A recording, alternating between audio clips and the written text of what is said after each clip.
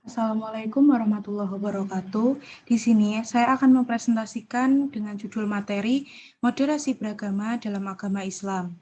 Sebelumnya, perkenalkan nama saya Serli Anindya Meroftiananta dari kelas agama G259 dan NPM 210120101992.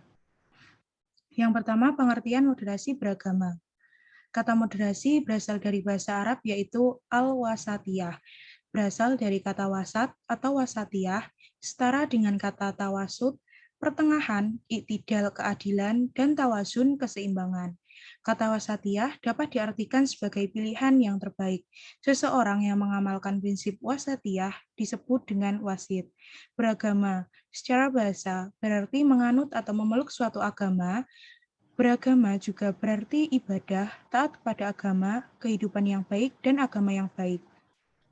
Maka dapat diartikan moderasi beragama merupakan jalan tengah dari berbagai adanya keberagaman agama yang ada di Indonesia dan cara pandang kita terhadap agama secara moderat, yakni mengamalkan ajaran agama tanpa ekstrim, baik paling kanan, Islamisme, maupun paling kiri, komunisme.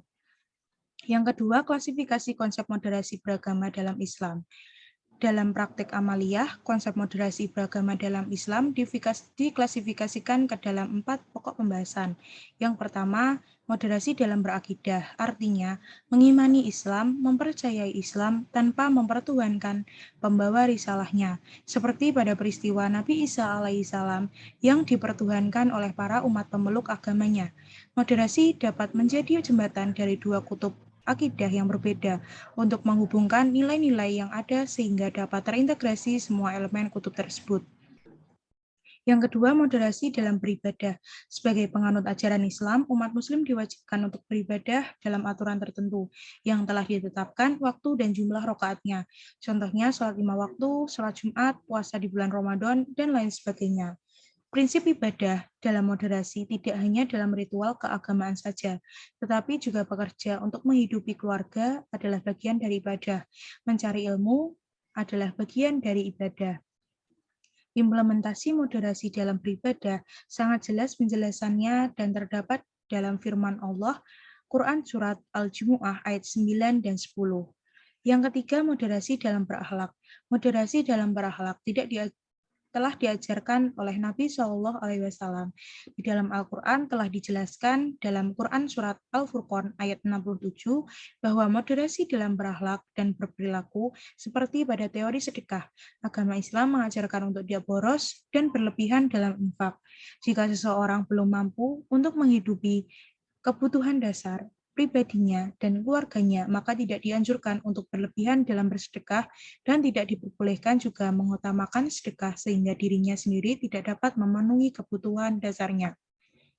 Yang keempat, moderasi dalam pembentukan syariat. Moderasi dalam pembentukan syariat yaitu keseimbangan dalam mendefinisikan hukum syariat sehingga mengandung implikasi hukum yang berbeda. Misalnya, dalam menentukan halal dan haram harus didasarkan pada prinsip manfaat dan kemadrotan.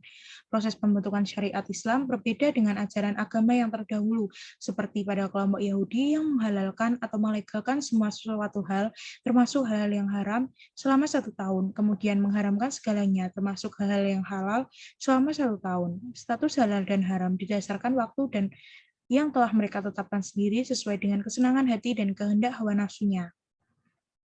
Selanjutnya, moderasi dalam Al-Quran. Yang pertama, kejujuran merupakan aspek paling penting dalam moderasi, karena naluri manusia sebagai makhluk Allah SWT adalah berperilaku jujur. Seorang baik akan terlihat dari kepercayaan atau ketidakpercayaan orang tersebut.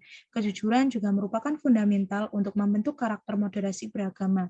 Bahkan Nabi Muhammad SAW sangat terkenal dengan sifatnya yang alamin, yaitu jujur dan dapat dipercaya. Yang kedua, keterbukaan dalam berpikir. Dalam surat Al-Hujurat ayat 13, terdapat 2 hal yang dapat kita pelajari. Yang pertama, keterbukaan wawasan, pikiran, dan keterbukaan dalam pertemanan. bahwa Allah Subhanahu wa taala menciptakan laki-laki dan perempuan beragam suku, budaya, ras, dan bahasa agar kita bisa menghargai setiap nilai-nilai keterbedaan tersebut dan menjunjung tinggi nilai kebersamaan. Yang kedua, mengenai hakikat kesetaraan gender. Orang yang paling mulia di hadapan Allah adalah orang-orang yang bertakwa hanya kepada Allah Subhanahu wa taala. Allah tidak mengetahui bentuk tubuhmu, bagaimana suaramu, tetapi Allah Subhanahu wa taala melihat dari seberapa takwamu kepadanya. Yang ketiga, kasih sayang. Kasih sayang tidak hanya identik dengan kelembutan, tetapi kasih sayang dapat dilakukan dengan cara yang tegas sesuai dengan syariat Islam. Kasih sayang menjadi prinsip dalam moderasi beragama. Tanpa adanya kasih sayang, hubungan antara sesama manusia akan terasa kurang dan hampa. Perilaku moderat merupakan menempatkan kasih sayang dan ketegasan dalam porsinya masing-masing. Yang terakhir, kriteria moderasi beragama. Yang pertama, seberapa kuat bagi pemeluk agama untuk kembali ke keyakinan inti mereka, yaitu nilai-nilai kemanusiaan. Dengan adanya nilai-nilai kemanusiaan, perbedaan agama yang ada dalam masyarakat bukanlah masalah yang mengganggu kerukunan. Yang kedua, pemahaman bersama, mengungkapkan kolaborasi antar berbagai individu. Meskipun demikian, setiap individu memiliki kendala sehingga keberagaman agama menutupi kekurangan masing-masing. Keberagaman agama diciptakan oleh Allah Subhanahu wa taala untuk saling menyempurnakan. Esensi utama pendidikan agama adalah sebagaimana kita untuk masing-masing tunduk dan mengikuti kesepakatan bersama. Yang ketiga, ketertiban. Seseorang yang memiliki latar belakangan yang berbeda dianggap tertib dan bisa menciptakan suasana keagamaan yang moderat. Tujuan dihadirkannya agama adalah untuk menciptakan ketertiban dan moral masyarakat dalam hidup berdampingan dan beraneka ragam. Sekian dari saya, terima kasih. Mohon maaf jika ada salah kata. Wassalamualaikum warahmatullahi wabarakatuh.